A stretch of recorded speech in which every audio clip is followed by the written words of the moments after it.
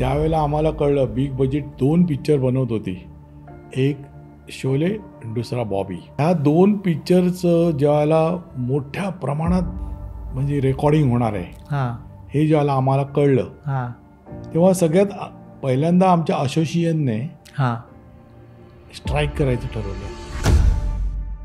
विठ्ठल शिंदे आणि प्रल्हाद शिंदे यांना एका बसमध्ये बसवलं आणि सांगितलं तुमचे प्रोग्राम अख्ख्या महाराष्ट्रात करा. गाणी लावाय तुम्ही गाणी म्हणायची नाहीत, लोकांना गर्दी करायची 6 वाजल्यापासून आणि ही रेकॉर्ड वाजवत बसायचं. आमचे मराठी पिक्चर जे कोसळायला लागलेत ना त्याला कारण आहे की त्याच्यात म्युझिक नाही आहे.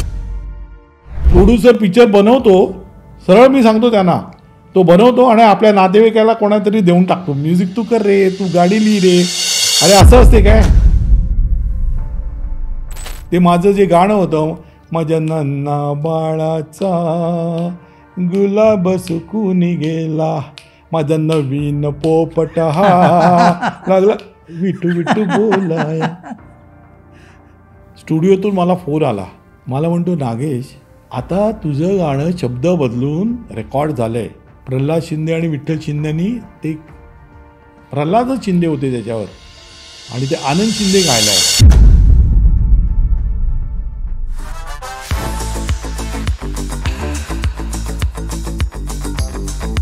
नमस्कार, मी दिलीप ठाकूर. इट्स मजा या लोकप्रिय डिजिटल चॅनलच्या हॅशटॅग ठाकूर विचारणार या आमच्या लोकप्रिय गप्पांच्या कार्यक्रमातील दुसऱ्या सीझनमध्ये म्हणजे दुसऱ्या मोसमामध्ये आपलं स्वागत. तुम्हालाही कल्पना आहे, GPCP निर्मित आणि रमेश सिप्पी दिग्दर्शित शोले हा 15 ऑगस्ट 1975 रोजी प्रदर्शित झालेल्या चित्रपटाला आता 50 वर्ष पूर्ण होत आहेत आणि मुंबई, महाराष्ट्रासह देशातील विविध भागात, अरे इतकंच नव्हे तर इटलीमध्ये सुद्धा त्याचा हा सुवर्णमहोत्सवी सोहळा विशेष प्रीमियरनी साजरा झाला. चित्रपटाला 50 वर्ष झाली, पण त्या चित्रपटाचा जो इम्पॅक्ट आहे, ठसा आहे, तो आजही कायम आहे. तो त्याच्या मागचं जे कारण आहेत की त्याचं जे विश्लेषण आहे ना, तो एक वेगळा मोठा विषय आहे. पण शोलेच्या यशामध्ये एक अत्यंत महत्त्वाचा घटक होता, तो म्हणजे त्याचं गीत, संगीत, नृत्य आणि पार्श्वसंगीत. बघा, गाणी हिट झाली पण त्याचं जे बॅकग्राऊंड म्युझिक होतं ते देखील त्या काळात हिट झालेलं आणि आजही ते बॅकग्राऊंड म्युझिक लोकप्रिय आहे. मला आजही आठवतं की मी गिरगावात राहिला होतो आणि त्या काळातल्या आम्ही जे फिल्म देवानी होतो, म्हणजे ते शालेय वय होतं, आम्ही त्या काळामध्ये दर शुक्रवारी नवीन प्रदर्शित होणाऱ्या नव्या चित्रपटाचं थिएटर डेकोरेशन पाहायला जायचो आणि मिनर्वावरचं डेकोरेशन जे होतं ते इतकं टेरिफिक होतं. ज्यांनी शोले मिनर्वामध्ये एन्जॉय केला त्यांना पूर्ण अनुभव आहे की पार्श्वसंगीत म्हणजे बॅकग्राऊंड म्युझिकचा सुद्धा का टेरिफिक अनुभव यायचा. म्हणजे वीरू आणि जय यांच्यातील नाणेफेकीचा जो प्रसंग सिनेमात आहे तर असं वाटतं तर आपल्या बाजूलाच नाणं पडलं आहे. शोले हिट झाला, शोलेच्या डायलॉगची कॅसेट आली आणि नाक्यावर लोक ती कॅसेट ऐकण्यासाठी उभे राहायचे.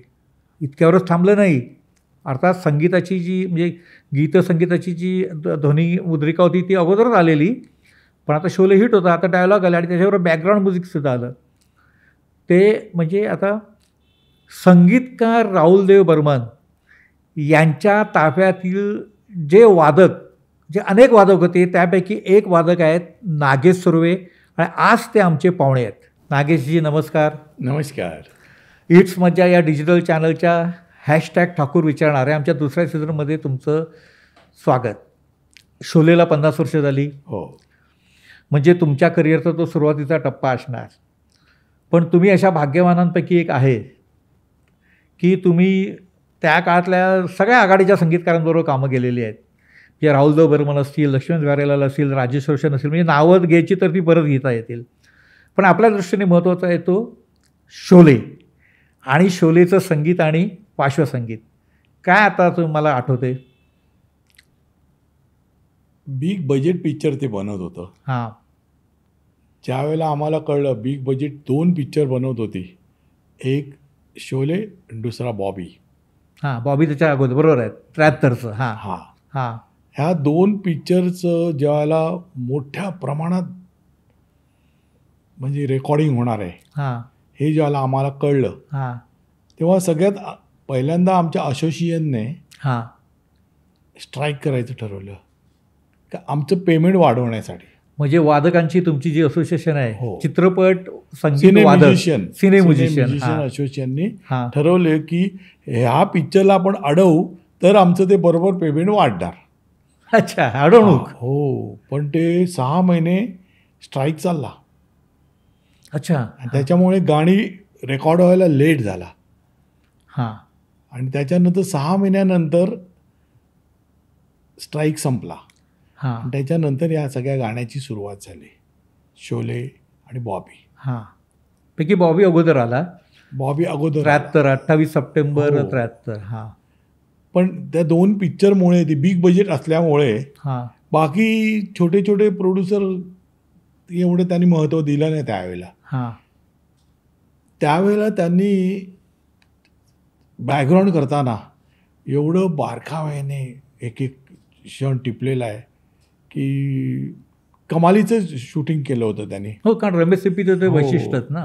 हो, MS शिंदे एडिटर होते त्याचे. हां आणखीन पिक्चर ॲक्च्युली पिक्चर मोठा होता, 4 तासाच्याही वर होता अच्छा हां ओरिजिनल. हां पण तो कापून कापून कापून 3 तास आणि किती 20 मिनटं काहीतरी झालेला. हां पण एवढा सगळा केल्यानंतरही तो प्रभावितच होता. कारण चित्रपटामध्ये ते सब्जेक्ट होता. काय असं माहिती आहे का, आता त्या चित्रपटामध्ये एक मी तुम्हाला गंमत सांगतो. त्याच्यात एक उंच टाकी दाखवली आहे. हो तो सीन आणण्यासाठी ती उंच टाकी बांधली पाण्याची. हां पण त्या गावात पॉवर कुठे होती. हां रामगड म्हणजे रामनगर ते हो, बेंगलोर जवळचं. डाकूचा एरिया. हां पॉवर नव्हती. हां पण चित्रपटामध्ये तो सीन पाहिजे होता ना तसा. पण हां. लोकांच्या कधीही लक्षात नाही आलं त्या स्टोरीमध्ये ती उंच टाकी बांधली, त्यात कधी पाणी भरलं का.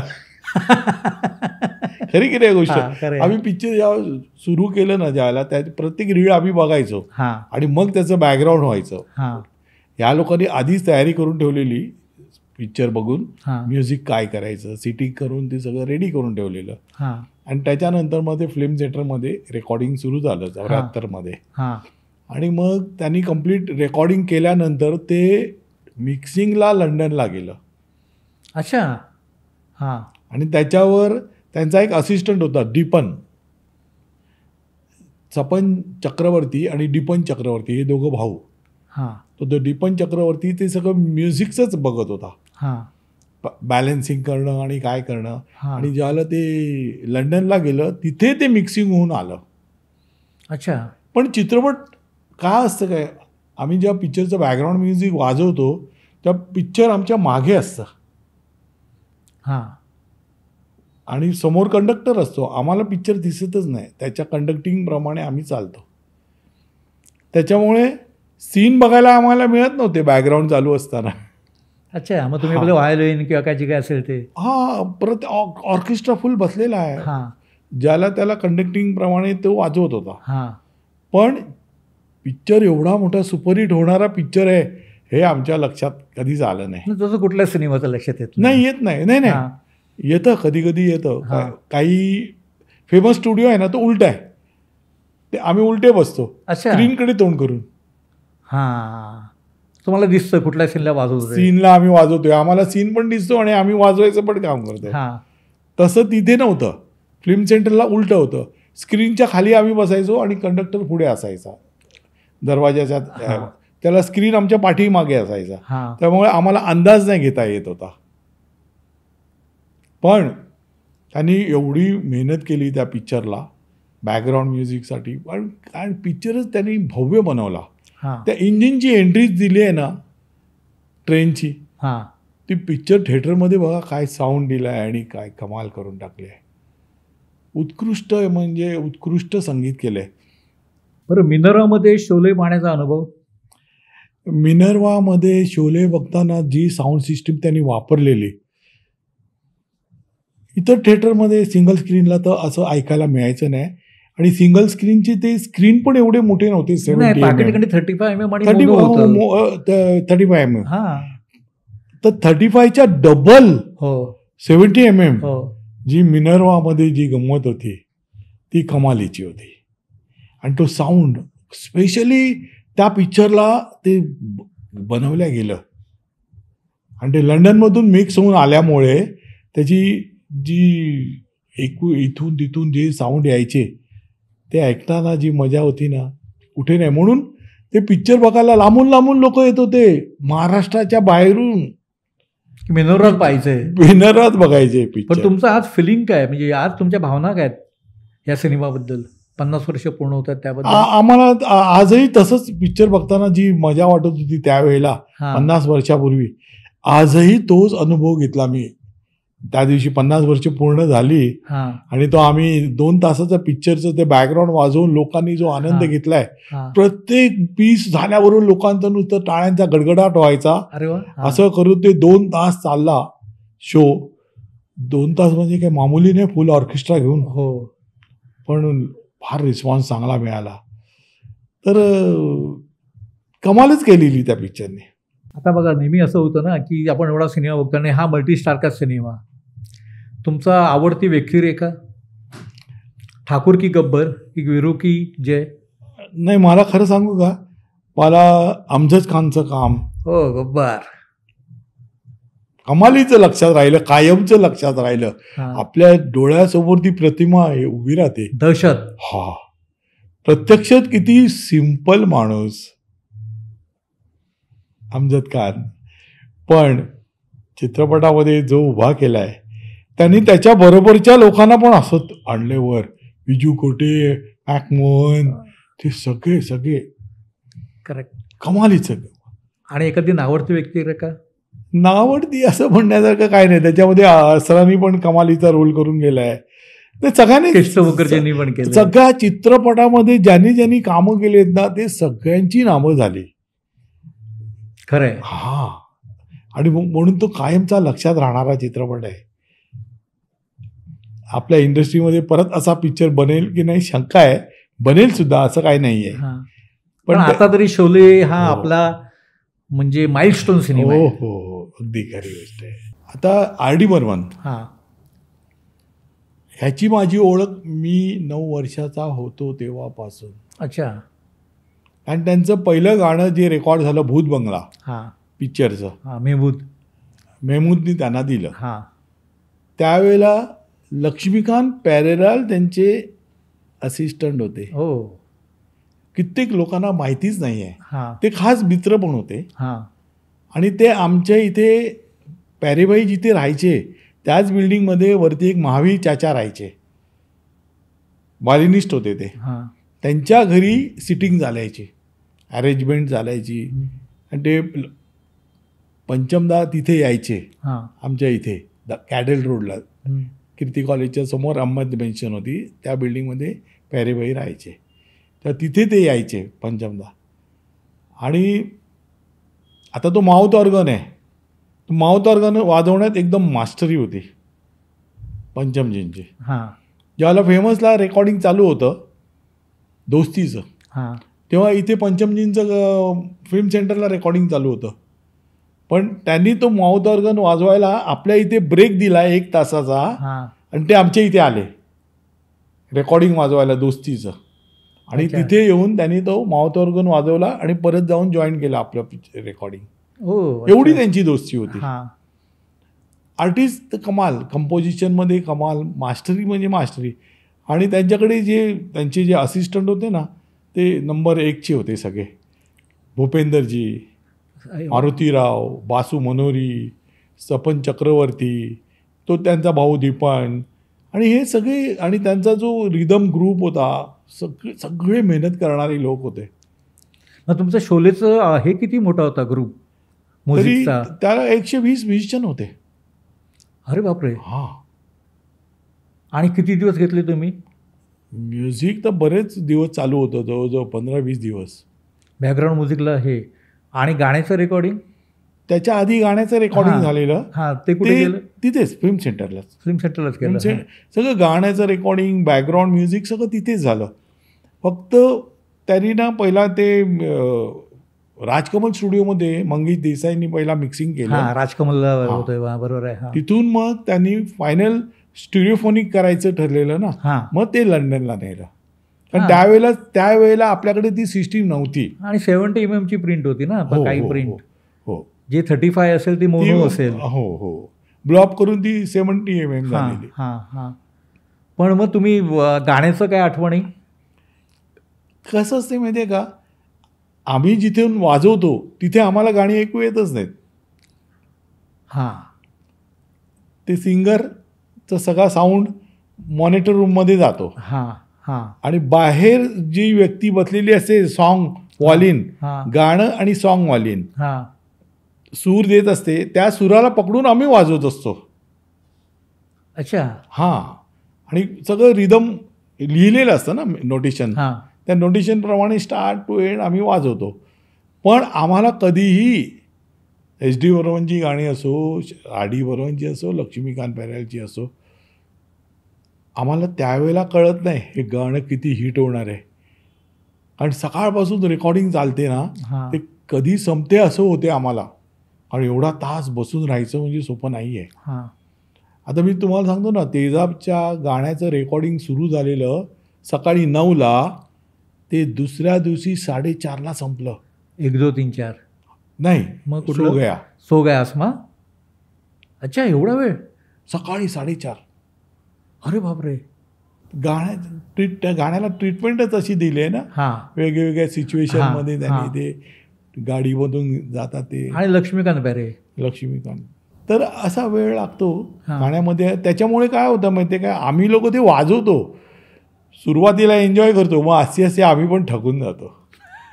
बरं, मला एक सांगा, ज्याला शोले आलं, तुम्हाला तर माहिती आहे, सुरुवातीला पिक्चर असं काही हिस्ट्री करेल असं कोणालाही वाटलं नव्हतं. कोणालाच नाही. पॉलिडॉरची गाणी आली, सिनेमात एक कव्वाली पण होती, है ना. ती कव्वाली सिनेमात नाही आहे, ती रेकॉर्डवर आहे. ज्यांनी सुरुवातीला रेकॉर्ड विकत घेतले आशोलेच्या, तुम्हालाही कल्पना आहे, त्याच्यावरती कव्वाली आहे, ती सिनेमातनं काढली. पण दुसरं असं की जेव्हा आलं सिनेमात, त्याला ना बऱ्याचशा समीक्षकांना किंवा रसिकांना सुद्धा त्या सिनेमाचं संगीतानं इतकं अपील नाही झालं. त्याचं एक कारण असं सांगितलं जातं की फेब्रुवारीमध्ये आंधी सिनेमा आला, तर आंधीचं आरडीचं म्युझिक आणि शोलेचं आरडीचं म्युझिक याच्यामध्ये प्रचंड तफावत आहे. म्हणजे आंधीचे गाणीसुद्धा आजही चालतात. पण ही जी तुलना झाली, काय म्हणाल तुम्ही? नाही, दोन्ही पिक्चरची गाणी आपापल्या जागेवर आहेत, मान्य आहे. आणि दोन्ही पिक्चरची गाणी ऐकताना जास्ती करून ना शोलेची गाणी जास्ती ऐकली जायची. त्याला कसं आहे, मास कारण काय माहिती आहे का, ट्रकमध्ये तुम्ही जा, ट्रकमध्ये सामान म्हणजे मोठे मोठे ट्रक जातात या इथून गावागावी, त्याच्यामध्ये ती फुल कॅसेटच लागायची, फुल ट्रॅक, शोलेचा ट्रॅक. त्याच्यामुळे ती जास्ती पॉप्युलर झाली. टॅक्सीमध्ये बघा, हॉटेलमध्ये बघा, जिथे जा, रिक्षा त्यावेळेला भयंकर क्रेज होतं ते रिक्षामध्ये गाणी वाजायचं. तर आंधीची गाणी कशी होती, ती सॉफ्ट होती गाणी, करेक्ट, हृदयाला भिडणारी गाणी. त्याची स्टाईल आणि याच्या स्टाईलमध्ये फरक होता. पण म्युझिक डायरेक्टर एकच ना. हो, पण त्याला दोन्ही पिक्चरचं श्रेय मिळालं, शोलेचं पण आणि आंधीचं पण. पण आंधीची गाण्यापेक्षा म्हणजे शोलेची गाणी ही नंतर पिकअप झाली, या मताची सहमत आहात तुम्ही? हो, नक्की. म्हणजे सिनेमा हिट झाल्याचा फायदा त्या गाण्यांना पण झाला. हो, नक्की. कारण नंतर मग असं झालं की बिना का गीतमालामध्ये पण शोलेचीच गाणी यायला लागली. आता मी सांगू का, त्या मिनर्वामध्ये लोक गुजरातवरून यायचे फक्त पिक्चर बघायला, ट्रेनने यायचे, पिक्चर बघायचे आणि रिटर्न जायचे. इतका त्याला म्हणजे तो गाजला पिक्चर एवढा, आणि जबरदस्त. थिएटरमध्ये तो बघताना तर कमालीचंच होतं. आणि त्यांनी जी ट्रीटमेंट दिली होती ना, साऊंड सिस्टीम, ती ऐकण्यासारखी होती. डॉल्बी जो प्रकार आणला होता त्याला, स्टिरिओफोनिक, कमाल. त्यांनी ज्या लोकांनी तो बघितलाय थिएटरमध्ये, त्याच्यामध्ये आता एक नाणं जे उडवलंय ते काय शांत थिएटर असते, त्या नाण्याचा जो आवाज आहे काय घेतलाय, म्हणजे इतके बारकावे कधी चित्रपटात बघायचे. तो पण आपल्याकडे आले नव्हतंच, ती सिस्टीमच नव्हती. आणि ते घोडेस्वारी, ट्रेन, कमालीचं म्हणजे कमालीचंच. फार मेहनत करून ते पिक्चर बनवल्या गेलं आणि ते मेहनतीचं त्यांना फळ मिळालं. पण मला सांगा, एखाद्या सिनेमामध्ये बॅकग्राऊंड म्युझिकचं काय महत्त्व असतं? कसं असते माहिती आहे का, बॅकग्राऊंड म्युझिक हे फार महत्त्वाचं आहे. चित्रपटाला पाडायचं पण काम करतं ते, चुकीचं असेल तर. हां बरोबर आहे. हां सहज हां त्याचा मूडच बदलून टाकला बॅकग्राऊंड म्युझिकने, तर ते कानात जाणार आहे आपल्या. हां आणि कानाला जर चुकीचे शब्द, चित्रपट हा काय काय आहे, डोळ्याला आणि कानाला जेव्हा फसवणार हां तेव्हा चित्रपट हिट होणार. करेक्ट आहे. हां आणि जर का कानाला तुम्ही काहीतरी भलतेच सूर टाकलेत कानामध्ये हां आणि चित्रपट चाललाय काय वेगळाच, तर तो पडणार हो. कसा ते सिंक व्हायला पाहिजे दोन्ही. चित्रपटाचं जे काय सीन चालू आहे त्याला असं पकडून जायला पाहिजे की, आता मी तुम्हाला एक उदाहरण देतो. BBC वर एक पिक्चर आलेलं, त्याची ट्रायल घेतली त्यांनी. चित्रपटातल्या सगळ्या ते एकच रीळ म्हणाल्या, मी दाखवतोय तुम्ही बघा आणि त्याच्यावर काय तुम्हाला काय बोलायची ते बोला. त्यांनी ते रीळ दाखवलं. एक मुलगी सायकलवरनं चाललेली आहे, तिच्या मागून एक गाडी असते आणि तो सगळा एरिया दाखवलाय कसा, पहाडी एरिया. 10 मिनिटं रीळ कधी झालं, सुरू झालं काय, संपलं काय, कळलंच नाही कोणाला काय. त्याच्यावर विचारलं, सगळ्यांनी डायरेक्टरला विचारलं, काय वाटलं तुम्हाला हे रीळ बघितल्यावर? कोणी काही त्याच्यावर काय बोललं नाही. ठीक आहे, काय अच्छा अच्छा अभी दोबारा देखना है वही रील. आणि त्यांनी परत चालू केलं, त्याला बॅकग्राऊंड म्युझिक, साऊंड इफेक्ट टाकून 1 मिनिट लोक बसू शकले नाही जागेवर. ह्याला कारण काय, असं काय बॅकग्राऊंड केलं त्याचं. असं डोळ्याला नुसतं चित्र आहे ना, ते जेव्हा दाखवलं होतं ते बारकावे खचाखच खचाखच जातात, त्याचा काही इम्पॅक्ट मिळत नाही. पण तो बॅकग्राऊंड म्युझिकनी त्याला असं दिलं की लोक घाबरले. आता या मुलीला उडवणार तर नाही ना ही गाडी. त्या गाडीत ड्रायव्हर नसतो. ती गाडी कोण चालवत असते, एक भूत चालवत असते आणि त्या मुलीच्या ते मागे लागलेलं असतं आणि ती मुलगी सायकलवर असते. आता काय होईल, आता काय होईल, ही सगळ्यांना धास्ती लागते. आणि तेच वेळी त्यांनी आधी बघितलं विदाऊट साऊंड, त्यांना काहीच नाही वाटलं. म्हणजे साऊंड, बॅकग्राऊंड म्युझिक, इफेक्ट्स इतके इम्पॉर्टंट आहे ना की ते करेक्ट जर लागलं, त्या म्हणजे त्याला बनवायला लागतं त्याच्यासाठी, तसंच तर ते पिक्चर हिट बनणारच. मला एक सांगा, आता तुम्ही NCPला एक शोले 50 वेगळा एक प्रयोग केला. हो, अतिशय वेगळा प्रयोग. तो आता डिजिटल मीडियावर खूप गाजतात ते. हो की पडद्यावर सिनेमातला काही भाग दाखवला आणि तुम्ही समोर सगळे म्युझिशियन बसलेत. हा अनुभव त्यांनी काय केलं, स्टँडर्ड चार्टर बँकेने तो शो अरेंज केला होता NCPला. आणि त्यांनी पिक्चरचे सगळे हायलाईट सीन काढून 2 तासाची फिल्म बनवली. अच्छा. आणि ती 2 तासाच्या फिल्मला फुल 100 म्युझिशियन घेऊन ऑर्केस्ट्रा त्याच्या बरोबर ते 2 तास तो ऑर्केस्ट्रा चालू होता आमचा. जिथे टॉकी पोर्शन येत होता, जिथे ऑर्केस्ट्रा नाही तिथे बंद व्हायचा. पण लोकांनी एवढा एन्जॉय केलं ते की टाळ्यांचा गरगराट करून टाकला. की कारण त्यांना ना प्रत्यक्ष असा ऑर्केस्ट्रा बघण्याची कधी वेळ मिळालीच नाही ना. बरोबर आहे.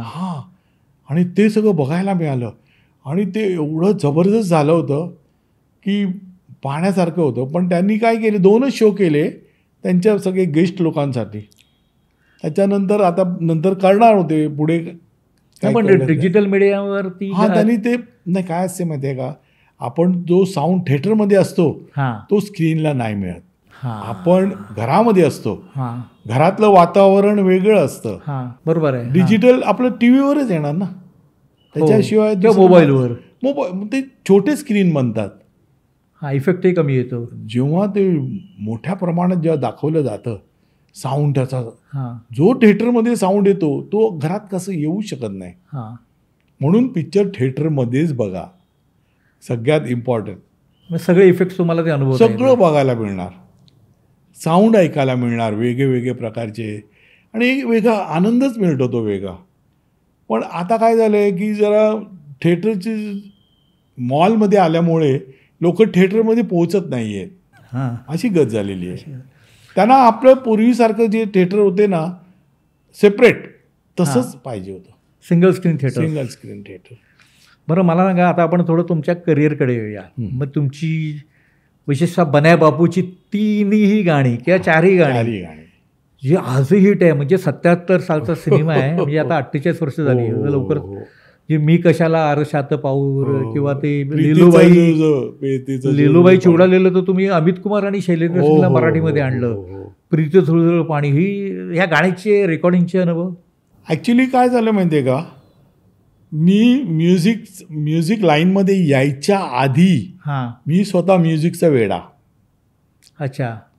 आणि मी ना गाणी ऐकताना ना ती गाणी कुठल्या भाषेत आहेत हे कधीच बघायचो नाही. गाण्याला गोडवा कोण देतं आहे हे जास्ती बघायचो. मग मी साऊथची पण गाणी ऐकायचो, हिंदी तर ऐकायचोच पण साऊथची पण ऐकायचो. पूर्वी विविध भारतीच होतं माध्यम गाणी ऐकायला, तर ती सगळी साऊथ इंडियन गाणी ऐकायचो आणि हिंदी ऐकायचो. त्यातल्या त्यात मला सगळ्यात जास्ती गाणी आवडायची शंकर जयकिशनची. तर मी ठरवलेलं शाळेत असतानाच, मी 16व्या वर्षी म्युझिक डायरेक्टर झालो, तेव्हा मी शाळेत होतो. मी पहिलं म्युझिक दिलं ते डॉक्युमेंटरीला, डेझर्टवर ती डॉक्युमेंटरी होती आणि त्याला मी म्युझिक दिलं होतं. त्याच्यानंतर मग मी म्युझिक शिकतच गेलो, संगीत विशारद केलं सितार सब्जेक्ट घेऊन, वालीन पण शिकलो होतो त्यावेळेला. मग मी पहिल्यांदा माझी एकच इच्छा होती, माझे ते नेबर होते प्यारेलाल, तरी माझी इच्छा कोणाकडे जायची, शंकर जयकिशनकडे.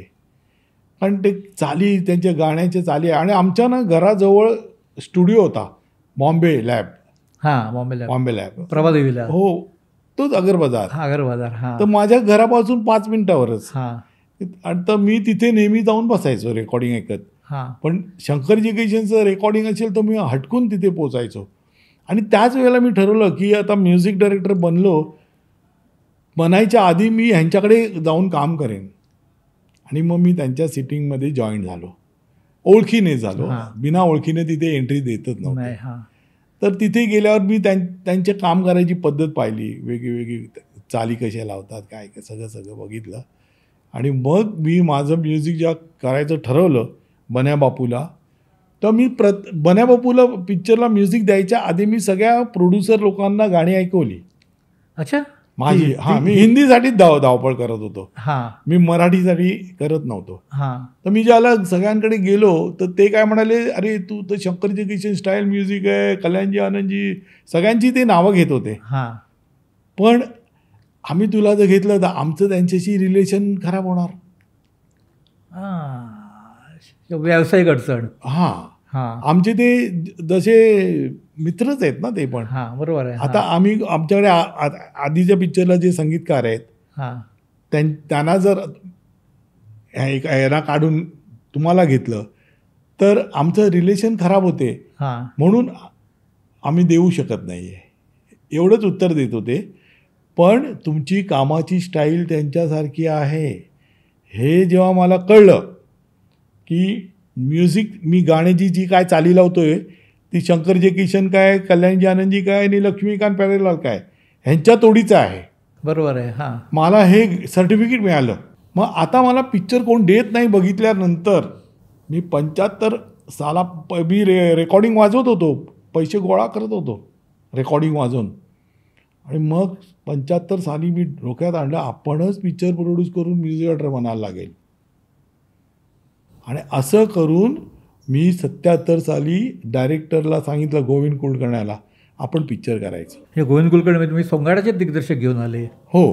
मग आणि मग वसंत सबनीस, तेच पुन्हा सोंगाड्याचे ग्रुप संपूर्ण तोच होता. आणि त्यांच्याबरोबर मी एक पिक्चर करणार होतो, बोका झाला संन्यासी. अच्छा. शरद तळवळकर वगैरे सगळे, निळू फुले वगैरे सगळे होते त्यात. पण ते पिक्चर बनलं नाही. 75 साली सुरू झालेलं ते, पण नाही बनलं, ते थांबलं तिथेच. अच्छा. सगळे गाण्याचं कंपोजिशन वगैरे झालेलं. मग मी म्हटलं आता आपल्याला स्वतःच काहीतरी करायला लागणार. ते वर्ष फुकट गेलं ना. मग मी 77 साली त्यांना सांगितलं पिक्चर करायला किती खर्च येतो. मग त्यांनी मला सांगितलं सुरुवातीला एवढे पैसे लागतात. मग आपल्याला डिस्ट्रीब्युटर मिळतील. असं सांगितल्यानंतर मी पिक्चर सुरू केलं बन्या बापू. 4ही गाणी रेकॉर्ड केली आणि कोल्हापूरला शान किरण स्टुडिओमध्ये शूटिंग सुरू. मी ज्याला पिक्चर सुरू केलं ना त्याला मी डेट घ्यायला गेलो राजेश रोशनची. राजेश रोशन नवीनच होता तो तसा. तो नवीन असला तरी त्याच्याकडे पिक्चर बरेच आलेले 77 साली. जुली वगैरे नाही का अगोदर? नाही, जुली घातला ना, पण त्याच्याकडे पिक्चर एवढे आले की सगळ्या बुकिंग फेमसच्या त्याच्याकडे होत्या. अरे अच्छा. आणि लक्ष्मीकांत पहिल्याला पूर्वी फेमसला करत होते, ते तिथून उठले आणि महबूबला गेले आणि ह्या सगळ्या बुकिंग इकडे ह्याच्याकडे आल्या. तेव्हा मी राजेश रोशनला म्हटलं की राजू भाई मेरे को एक डेट चाहिए. तर मला विचारलं त्याने क्या करना है. मला गाना करना है.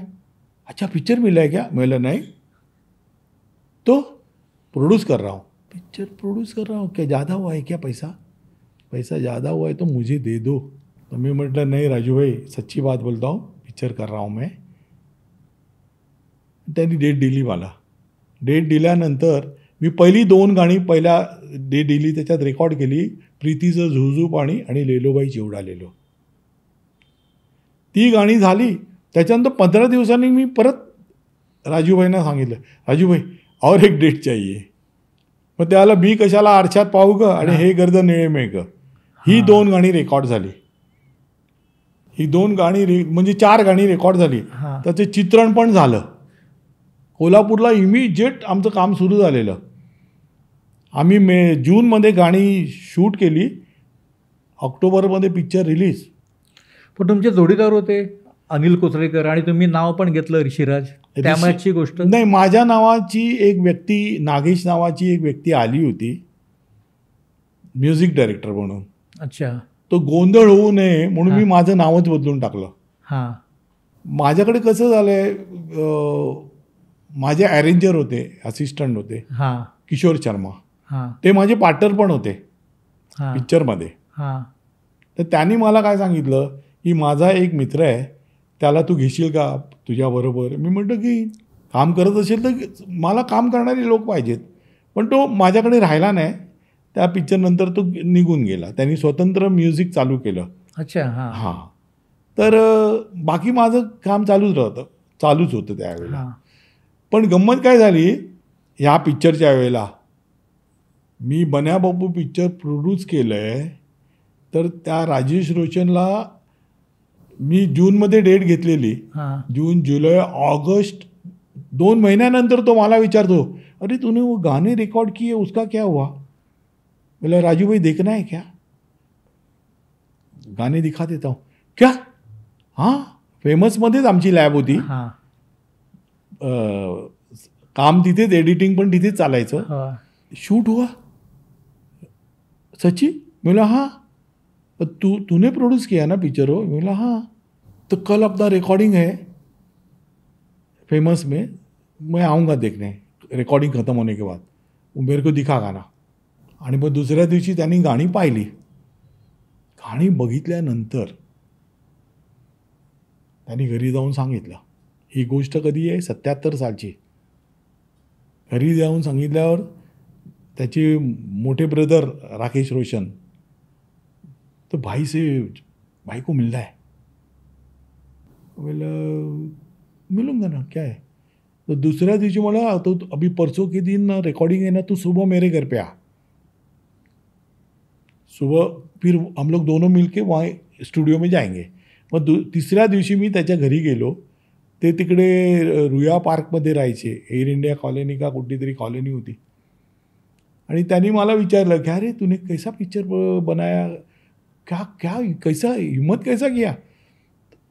राकेश रोशन बरोबर गोष्टी झाल्या. आणि बघता बघता त्यांनी प्रोडक्शन उभं केलं, कामचोर पिक्चर. हो, के विश्वनाथ डायरेक्टर. तर आमच्या ग्रुपमधला एक मुलगा वालीन वाजवणारा जो पिक्चर बनवू शकतो तो मी हिरो आहे, माझा भाऊ डायरेक्टर आहे, म्युझिक डायरेक्टर, आम्ही का नाही बनवू शकतो. वडील पण संगीतकार होते. तेव्हा ते नव्हते. नाही तेव्हा ते नव्हते, बॅकग्राऊंड होते ना. हो होते, मोठे मोठे रोशन नामची संगीतकार. तर त्यांना ती एक वेगळी ऊर्जा मिळाली. नागेशसारखा बनवू शकतो तर आपण का नाही बनवू शकणार. आणि पहिलं पिक्चर त्यांनी 78ला अनाऊन्समेंट केली. माझ्या पिक्चरनंतर 1 वर्षात. आता तो मला म्हणत होता क्या पैसा ज़्यादा हुआ है क्या, ज़्यादा हुआ है तो मेरे को दे, पिक्चर बना रहे तू. म्हणजे कुठून कोणाला प्रवास होईल. आणि मग त्यांनी सुरुवात केल्यानंतर आधी के विश्वनाथ, मग असे काही डायरेक्टर घेतले आणि मग स्वतःच आला. खुदगर्जपासून स्वतः आला. पण मला सांगा, तुमची जी 4 गाणी गाजली, म्हणजे आजही ती ऐकायला मिळतात ऑडिओ, त्या चाली सुचल्या कशा? ॲक्च्युली काय माहिती आहे का, मी व्हिसलिंगमध्ये मास्टर. हां. इंडस्ट्रीमधल्या सगळ्या चित्रपटाच्या व्हिसल माझ्या आहेत. 1600 पिक्चर. हां. ते जुलीपासून ते सगळे कानूरॉय, सगळे संगीतकार, कोणाला कोण नाही. इंडियातले जेवढे संगीतकार पूर्वी यायचे ना, ते मुंबईतच रेकॉर्डिंग करायचे. हो. त्याच्यामुळे कलकत्त्याचा पण म्युझिक डायरेक्टर तो इथेच यायचा, ओडिसाचा पण इथेच, गुजरातचा पण इथेच, फक्त साऊथचे नाही यायचे, बाकी सगळे यायचे. तर मी व्हिसल वाजवायचो ना. सिंगर आहे ना, सिंगर, हां, त्याला पण गाता येणार नाही एवढे मी बारीक साऊंड वाजवू शकतो. एक आम्हाला हे द्या ना. आता मी एखादं गाणं वाजवलं,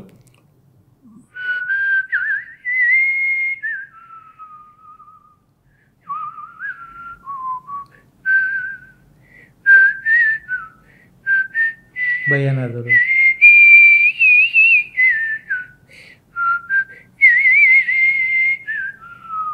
हे जे बारकावे आहेत ना, गायकाला चिकार रियाज करायला पाहिजे, तेव्हा हे बारकावे येणार. तर मी व्हिसलमध्ये कंपोजिशन करतो. मी नेहमी व्हिसलमध्येच कंपोजिशन करत आलो आहे. आणि त्याच्यामुळे काय व्हायचं, सिंगिंग करताना मला जे बारकावे मिळत नाहीत ते व्हिसलमध्ये मिळतात. आता मी कुठली ट्यून बनवायची झाली तर व्हिसल वाजवूनच ट्यून बनवतो.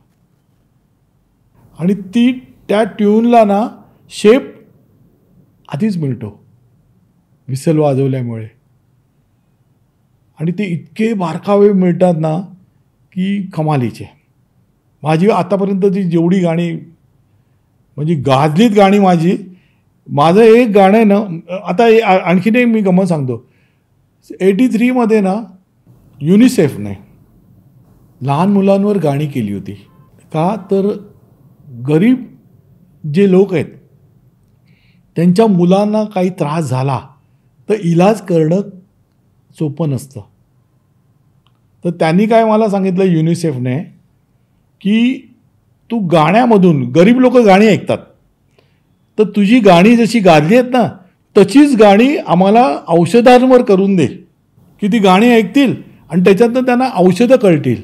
तर ती HMEची रेकॉर्ड आलेली आहे 83मध्ये, लॉंग प्ले रेकॉर्ड. म्हणजे युनिसेफने खर्च केलेला तो. आणि त्याच्यामध्ये मी एक गाणं कंपोज केलेलं डायरियावर. लहान मुलाला डायरिया झाला म्हणजे तर त्याला इलाज काय करायचा त्याच्यावर गाणं होतं. तर ते गाणं होतं, माझ्या नन्ना बाळाचा गुलाब सुकून गेला. तर त्याच्यामध्ये आणखीन एक गाणं होतं, डांग खोकला घट सर्प धनुर्वात डाडा डांग डांग डांग डांग डांग डांग, हे 3 रोग टाळाया द्या ट्रिपल डोस बाळाला, त्या ट्रिपल डोस बाळाला. तर ही गाणी येतात त्यांच्या तोंडात बसू दे. हा प्रॉब्लेम झाला तर हा प्रॉब्लेम झाला तर हे, ह्या गाण्यामध्ये सगळं दिलंय ट्रीटमेंट काय करायची. आता ही गाणी पॉप्युलर कशी करायची. LP तर काढलेली आहे, मग त्यांनी ना विठ्ठल शिंदे आणि प्रल्हाद शिंदे यांना एका बसमध्ये बसवलं आणि सांगितलं तुमचे प्रोग्राम अख्ख्या महाराष्ट्रात करा, गाणी लावाय, तुम्ही गाणी म्हणायची नाहीत, लोकांना गर्दी करायची 6 वाजल्यापासून आणि ही रेकॉर्ड वाजवत बसायचं. अच्छा. हां.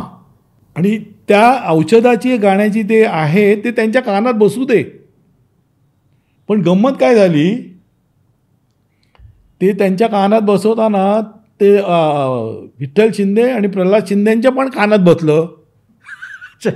आणि त्यांनी काय केलं ते माझं जे गाणं होतं, माझ्या नन्ना बाळाचा गुलाब सुकून गेला, माझा नवीन पोपट हा लागला विटू विटू बोलाया. स्टुडिओतून मला फोन आला आशिष दीक्षितचा, लाईन इन स्टुडिओ. मला म्हणतो, नागेश तुझं गाणं तू माझ्या इथेच केलेलं होतं युनिसेफचं, पण आता तुझं गाणं शब्द बदलून रेकॉर्ड झालं आहे. प्रल्हाद शिंदे आणि विठ्ठल शिंदेनी ते, प्रल्हादच शिंदे होते त्याच्यावर, आणि ते आनंद शिंदे गायला आहे आणि ते माझ्याकडे रेकॉर्ड झालं. तू त्याच्यावर ॲक्शन घे.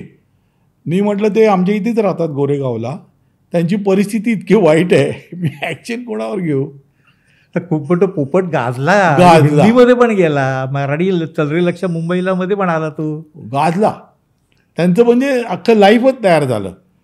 पण त्यांना आज कळेल हे गाणं कुठून आलं.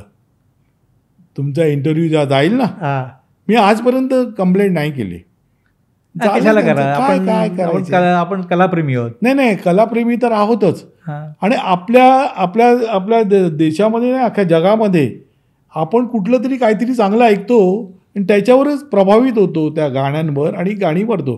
तर सांगायची गंमत म्हणजे काय माहिती आहे का, आता मी तुम्हाला एक सांगतो, गांधीजी त्या आश्रमात एक गाणं वाजायचं, रघुपती राघव राजाराम पतीच पावन सीताराम.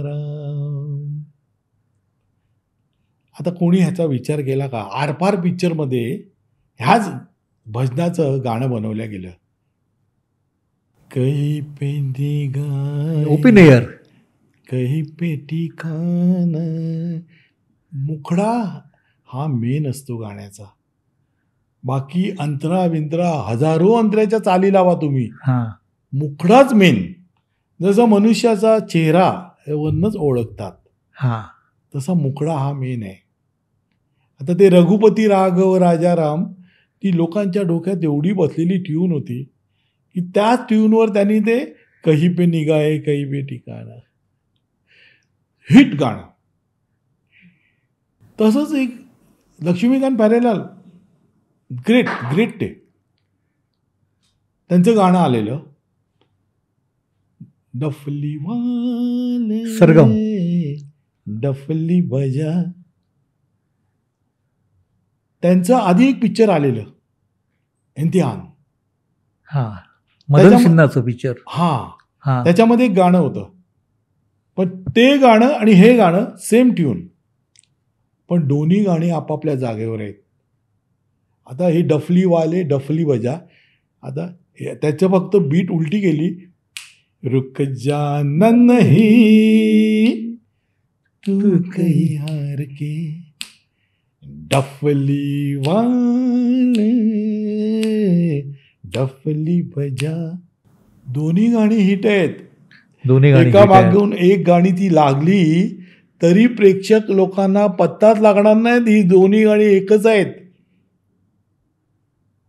कारण काय माहिती आहे का, त्या गाण्याची ट्रीटमेंट, शब्द आणि ऑर्केस्ट्राची स्टाईल बदलूनच टाकली, ड्रेसच बदलून टाकला. जसं माणसाला मेकअप केल्यानंतर त्याला काही बनवता येतं, सेम ट्रीटमेंट तशी गाण्यामध्ये पण देता येते.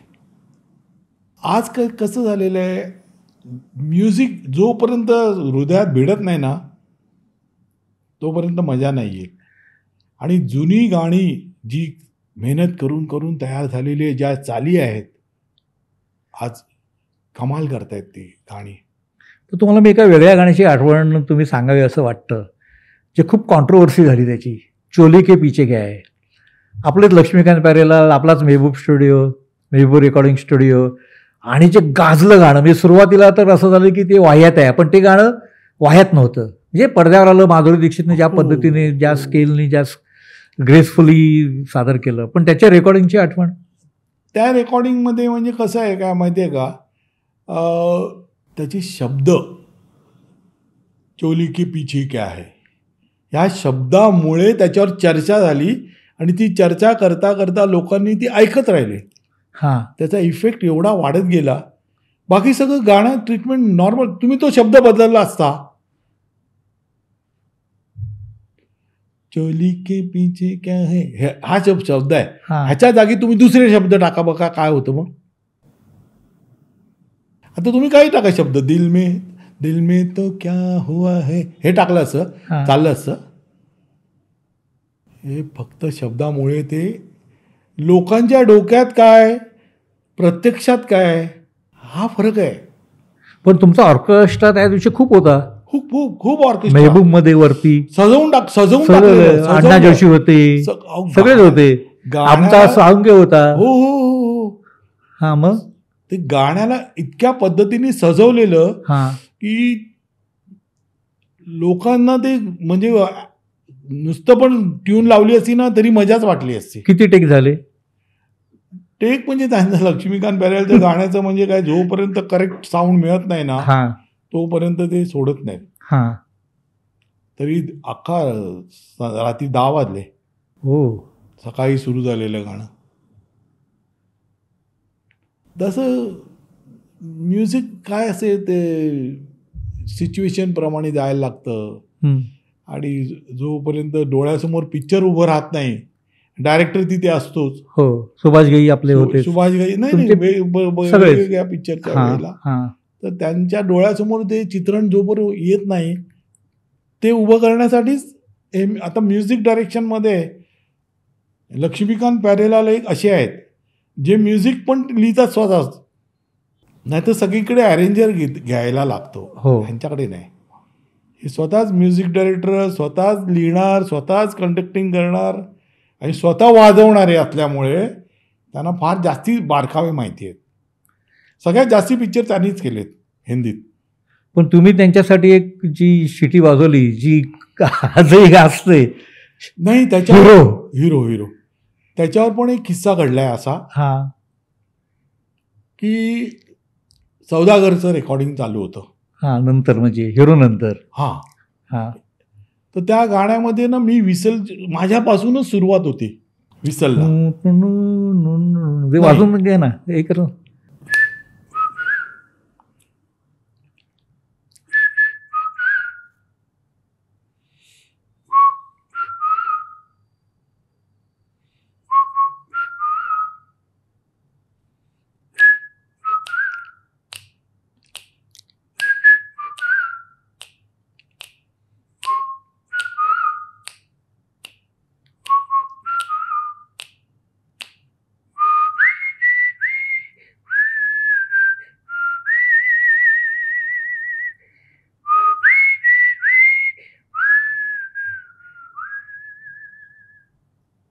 हा पीस मी वाजवत होतो.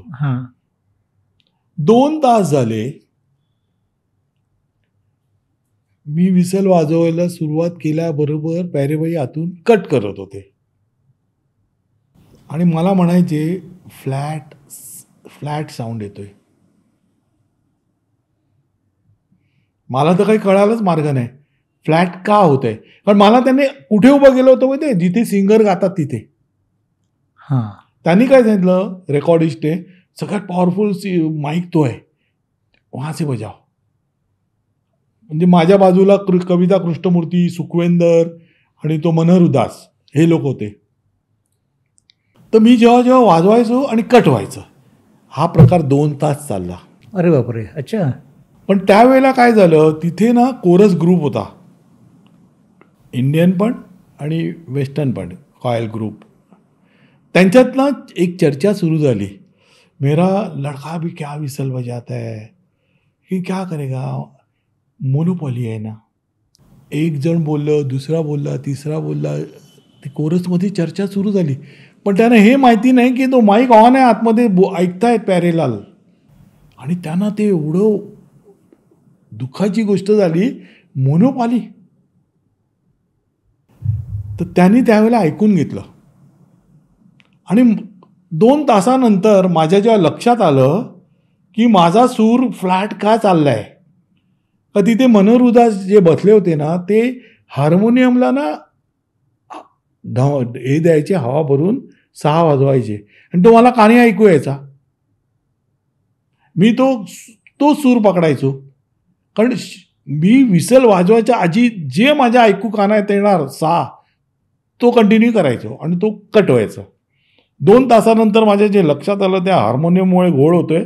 मी गेलो आतमध्ये मॉनिटर रूममध्ये आणि पॅरीभाईंना सांगितलं, पॅरीभाई मुझे वहाँ पे मत खड़ा करो, मैं और कहीं भी खड़ा रहूँगा, क्यों मैं विसल बजा रहा हूँ ना तभी कुछ भी नहीं हो रहा है, तो रिदम सेक्शन में खड़ा करेंगे तो भी चलेगा. तिथे जाऊन उभा राहिलो. एका झटक्यात गाण्याचं रेकॉर्डिंग झालं. 2 तास गेले. पण त्याच्यानंतर काय झालं माहितीये का, ते 2 तास ओव्हर टाइम झाला त्याचं काय त्यांना हे नाही वाटलं. पण ते कोरस मधून जे बोलत होते ना, मोनोपॉली है, मेरा लड़का बजाता है, वो एक बोलतो मेरा हजबंड बजाता है, मेरा भाई बजाता है, मेरा हे, ते त्याने ऐकून घेतलं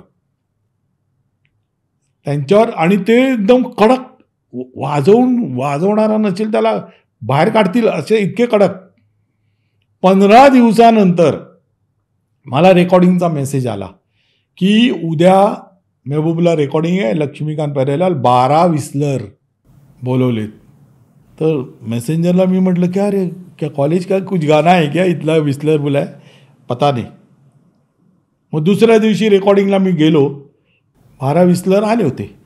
रिहर्सल सुरू झाली, सगळ्यांना म्युझिक दिलं, मला दिलेलं मी घेतलं आणि खिशात ठेवलं. संध्याकाळी 5 वाजता फायनल बॅलन्सिंग सुरू झालं.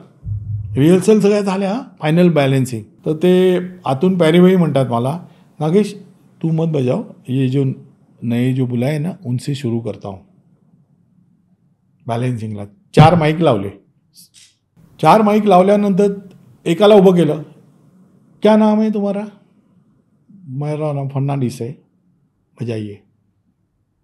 त्यांनी विसल वाजवली. मैंने जो म्यूजिक पीस बोला है ना वो बजाइए. परत त्यांनी वाजवून दाखवली. ऐसा बताया है, ऐसा नहीं बताया है, मैसेंजर को बुलाओ.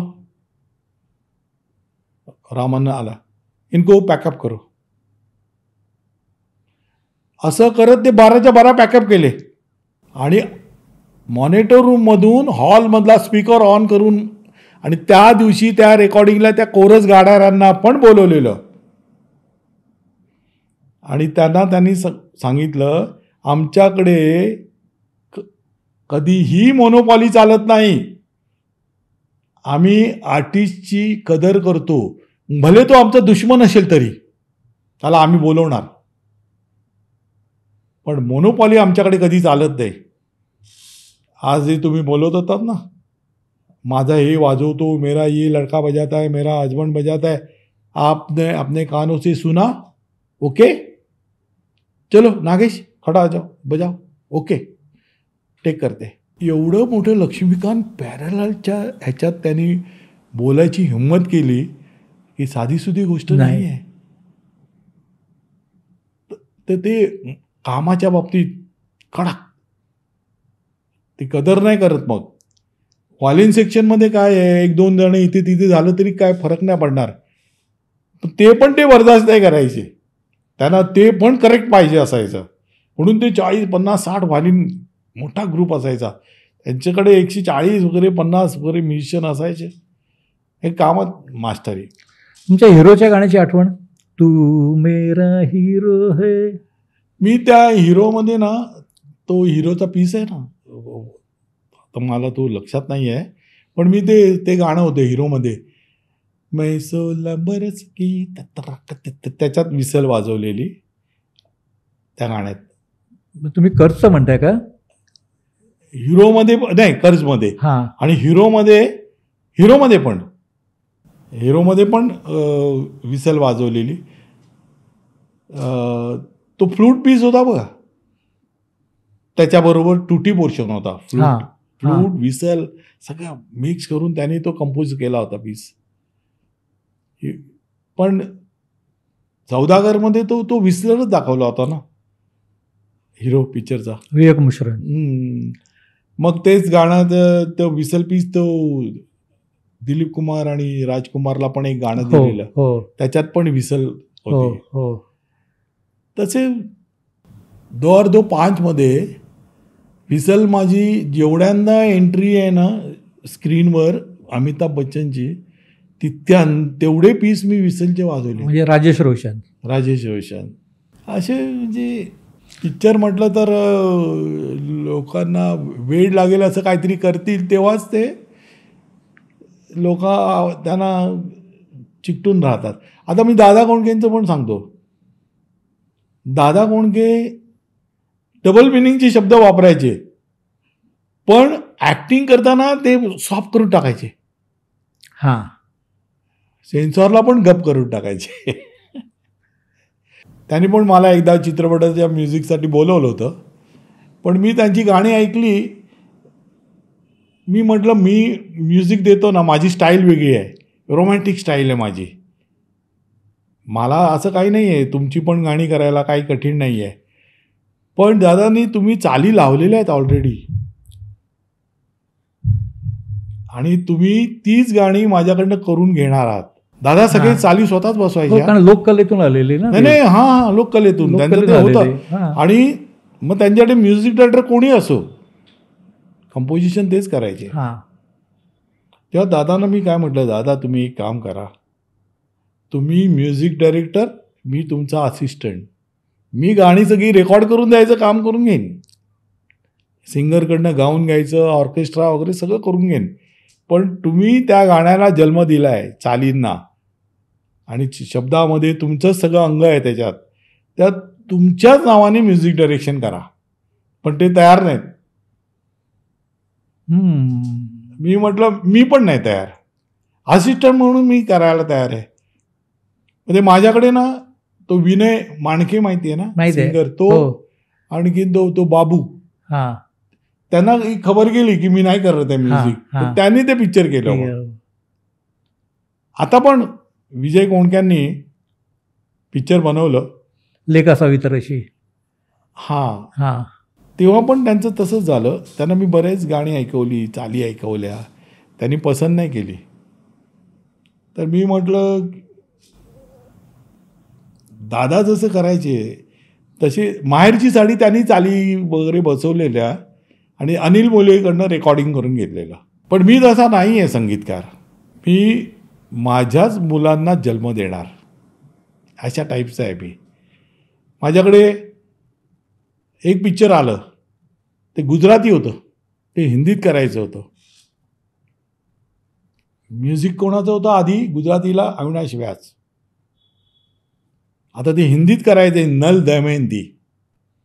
ती मी म्हटलं मी म्युझिक करणार नाही, ते तुला जर करायचं असेल तर तू आणखीन कोणाकडनं करून घे, कारण ते ऑलरेडी गुजरातीत होतं पिक्चर आणि ते हिंदीत करतोय, तर तू नवीन गाणी तर करत नाही आहेस, तू डब करतोयस.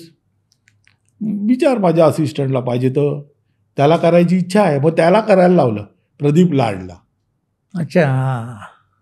हां, तसंच बन्या बापूच्या वेळेला पण तसंच झालं. मी पहिल्यापासून स्वतंत्र म्युझिक डायरेक्टर आहे. माझं नाव ऋषीराज आहे, मी बदललं का, कारण माझ्या नावाचा दुसरा आलेला म्हणून. मग माझ्याकडे जे किशोर शर्मा होते माझे अरेंजर, त्यांनी सांगितलं की मी माझ्या एका मित्राच्या वडिलांना वचन दिलं आहे, तर त्याला तुझ्याबरोबर ठेवतोच का. मी म्हटलं माझं काही म्हणणं नाही आहे, राहू दे. त्याने अनिल कोचरेकरला माझ्याबरोबर आणलं, पण तो माझ्याकडे राहिलाच नाही. त्या मुहूर्ताच्या वेळेला फक्त आला, नंतर तो. पण तुमचं ते लेलोबाई चिवडा लेलो संपूर्ण महाराष्ट्र गाजला. म्हणजे मी आधीच सांगितलं ना, मी साऊथ इंडियन गाणी पण ऐकायचो, हिंदी पण ऐकायचो, आणि त्यातल्या त्यात सगळ्यात कशा टाईपचं म्युझिक सगळ्यात लोकांना आवडते.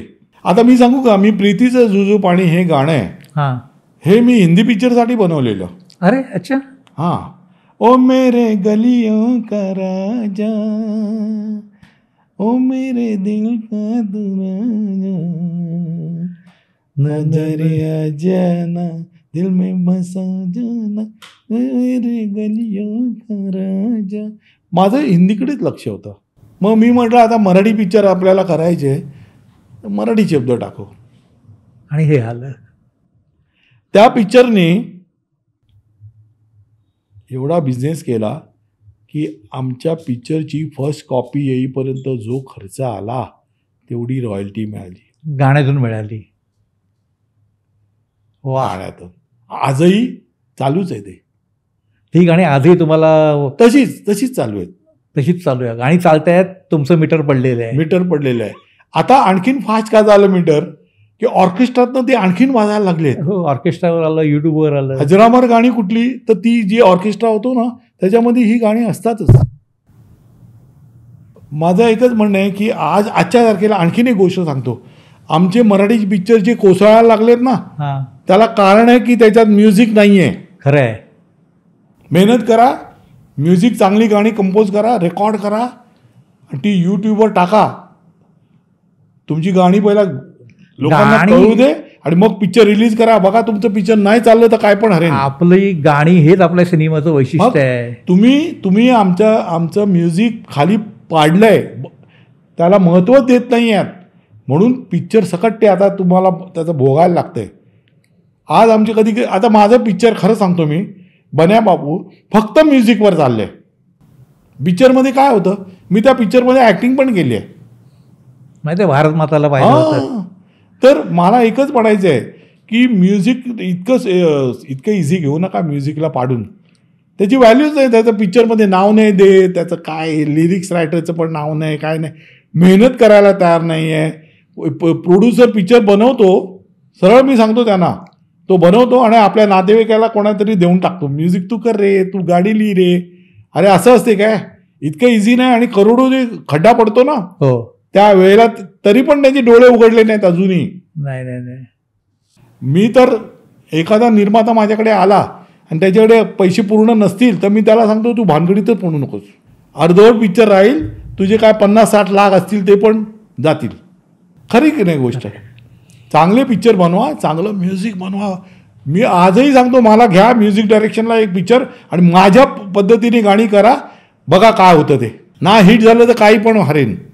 कारण मी बन्या बापूला मी निर्माता असल्यामुळे मला कोणी अडवायला पण नाही, डायरेक्टर, की ही गाणी अशी चालू पाहिजे तशी. मला जे चांगलं वाटते ते मी करणार. खरी गोष्ट आहे ना. तर असं करा, मग बघा पुढे काय होतं ते. पिक्चर नाही पडणार. तर आता आपण रॅपिड फायर घेतोय. बघूया तुम्ही काय निवडता. इराणी हॉटेलमधलं ज्यूक बॉक्स की यूट्यूब? इराणी हॉटेलमधलं ज्यूक बॉक्स. ध्वनी मुद्रिका की ध्वनी फीत? ध्वनी मुद्रिका. विविध भारती रेडिओ सिलोन? विविध भारती हे रोज असतं, रेडिओ सिलोन फक्त बुधवारी असायचं. बिना काय ची गाणी ऐकायची जी आवड होती ती आवडच होती. आता बघा, तुम्हाला मी विचारतोय, दिल तो पागल है मधलं अरे रे क्या हुआ, नाहीतर मग फनामधलं चांद शिफारिश, तुमची शिटी कोणती तुमची आवडती आहे? दोन्ही गाणी तुमची शिटी आहे? नाही, दोन्ही गाणी दोन्ही आपापल्या जागेवर आहेत. त्याच्यामुळे दोन्ही हिट आहेत ती, आणि दोन्ही मला गाणी आवडतात. खरं एक थोडासा मुखडा तुकडा. दिल तो पागल है.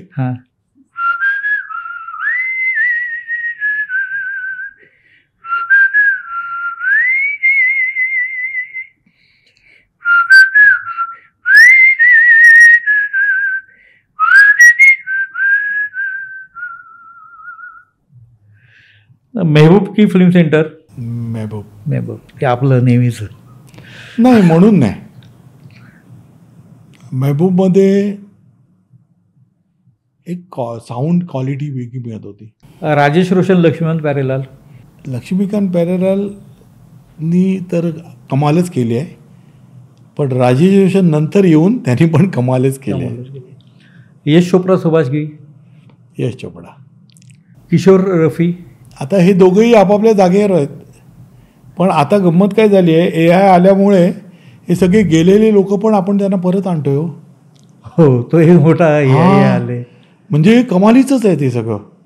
AIमुळे लता दीदी, किशोर कुमार, रफी साहेब, हे सगळ्यांना आपण परत आणणार. आता AR रहमानने गाणी 2 रेकॉर्ड केली, ते अस्तित्वात नाही आहेत गायक. त्यांच्या घरी गेले पहिल्यांदा त्या गायकांच्या, आणि त्यांना त्यांचे मानधन आहे ते दिलं, तर ते म्हणतात, अहो आमचं हे नाहीच आहे, तर तुम्ही कसं काय मानधन देत आहेत? नाही, तुम्हाला हे मानधन देतोय आम्ही. आता नवीन काहीतरी टेक्नॉलॉजी आली आहे, त्या ह्याच्याप्रमाणे आम्ही तुमच्या ह्यांचा आवाज आणू शकतो. तर हे तुमचे त्यांच्या कामाचे पैसे घ्या. तर त्यांना ते काहीतरी वेगळंच वाटलं. नवल घेतले त्यांनी पैसे. नंतर त्यांच्या आवाजात 2 गाणी आली. अरे वा. व्हायोलिन की हार्मोनियम? व्हायोलिन हे रेकॉर्डिंगसाठी वापरणारं इन्स्ट्रुमेंट आहे आणि हार्मोनियम ही सिटिंगसाठी एक सपोर्ट, कुठल्या सुरात जातोय गाणं ते वाजवायसाठी आहे. तर ती दोघंही कंपोजिशनला ते आपण जास्ती करून हार्मोनियम वापरत नाहीत. जसं हार्मोनियमचं गाणं आलं तरच ते शूटिंगमध्ये आलं तरच वापरतात आहे. त्याने सिंगल स्क्रीन, मल्टिप्लेक्स की OTT? माझ्या ह्याच्याप्रमाणे सिंगल स्क्रीन ग्रेट होता. फुटपाथवर त्याचं तिकीट घर असायचं कुठल्याही थिएटरचं. ते भारत प्लाझा असो, कोहिनूर असो, प्लाझा असो, नाही तर कुठल्याही असो. लोक काय करायचं, चालत देता येता जाताला अरे वेळ आहे तर पिक्चर बघून टाकूया, अशा बनवून लोक थिएटर फुल करून टाकायचे. पण आज हे ज्या पद्धतीने जी थिएटर्स आले आहेत मॉलमध्ये इथे तिथे, कोणी तिथे वळतच नाही. नवीन पिक्चर रिलीज होत आहेत आणि 4 लोक थिएटरमध्ये येतात फक्त. काय याला बोलायचं आता. आपण ते टाळ्या शिट्या अनुभवलेत. हो. वृत्तपत्र, चॅनल की डिजिटल मीडिया? कायच माहिती आहे का, आपण न्यूजपेपरमध्ये ज्या बातम्या वाचतो परत पण वाचू शकतो. पण चॅनलवरनं काय जातं ना निघून, कधी चॅनलमध्ये विचित्र तऱ्हा चालते. म्हणजे पुस्तकाची पानं फाडल्या जातात मध्ये, भलतीकडे जंप मारून टाकतात. आणि काही वेळेला ते नकोसं होते की पॉलिटिक्सला एवढं महत्त्व देतात, ज्याची लायकी नसते त्यांना पण महत्त्व देतात. आणि ते आम्हाला नको असते. मी TVच बंद करून टाकतो. Very good. आपल्या हातात पेपर असतो ना, तेव्हा आपण तो ठरवतो काय वाचायचं आणि काय नाही वाचायचं. खरंय. पण आपण चॅनलवर ज्या न्यूज चालू असतात त्या आपण स्टॉप नाही करू शकत, फक्त म्यूट करू शकतो. पण त्याच्यामध्ये पण बऱ्याच गोष्टी निघून जातात. त्या म्यूट करणं पण महाग पडते कधी. तर पेपर तो पेपर. आता शेवटी आपण शोले 50 निमित्त खरं तर भेटलो आणि मग तुमच्या प्रवासातील काही गोष्टी जाणून घेतल्या. म्हणजे तुमच्याकडे सांगायला खूप आहे. म्हणजे प्रत्येक गाणं एक अनुभव आहे, प्रत्येक रेकॉर्डिंग हा अनुभव आहे. आणि मी तुम्हाला माहिती आहे की आपण मेहबूबमध्ये नेहमी भेटायचो आणि तो टेक असा असायचा की अरे बापरे, ते पाय हलायचे नाहीत तिकडून, की असं वाटायचं की अरे आज नाही इथेच थांबायचं. मेहबूब स्टुडिओचा अनुभव आपला तर म्हणजे एक वेगळी मुलाखत होईल. एवढं आपण मेहबूबमध्ये रंगलो वगैरे. शोले, गब्बरची जी होती बॅकग्राऊंड म्युझिक, त्याबद्दल सांगा. तो व्हायोलिनवर पीस असा काढला होता,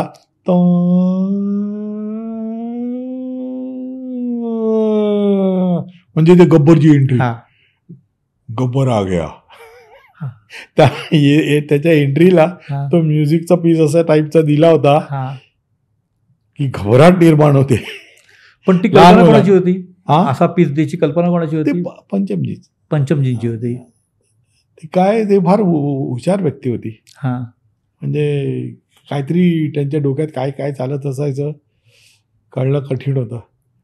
म्हणजे फारच हुशार व्यक्ती. पण शोलेच्या बॅकग्राऊंडमध्ये काही अडथळे वगैरे आले? नाही, अडथळे काही नाही आले तिथे. म्हणजे सिटिंगमध्ये काय आलं नाही? नाही. ॲक्च्युली कसं आहे, त्यांचे जे सगळे होते ना अरेंजर, असिस्टंट, एवढे नामचीन होते आणि त्यांच्या कामात ते एवढे ग्रेट होते ना की त्यांना कधीही अडथळे निर्माण व्हायचेच नाहीत.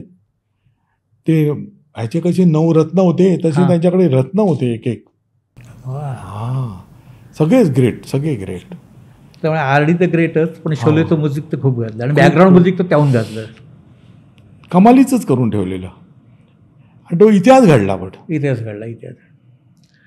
तर असे हे नागेश सुर्वे म्हणजे संगीतकार ऋषिराज, आज तुम्ही आमच्या या इट्स मज्जाच्या स्टुडिओत आलात आणि शोलेच्या निमित्ताने म्हणजे तुम्ही जुन्या आठवणीत गेलात. मी प्रेक्षक म्हणून म्हणजे 50 वर्षापूर्वी जो मिनर्वामध्ये शोले पाहिला तो अनुभव मलाही आठवला.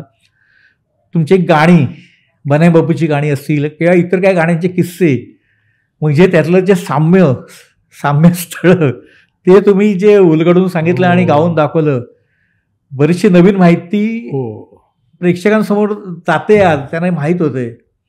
तुमच्याकडे सांगण्यासारखं बरंच काही आहे, पण आज आपण ज्या काय गप्पा रंगल्या त्या आमच्या रसिक प्रेक्षकांना नक्कीच आवडतील याबद्दल आम्हाला पूर्णपणे विश्वास आहे. # ठाकूर विचारणार यामध्ये पुढची सेलिब्रिटी कोण असेल याबद्दल तुम्हाला नक्कीच उत्सुकता असेल. पुढील भागात आपण नक्कीच भेटू. धन्यवाद.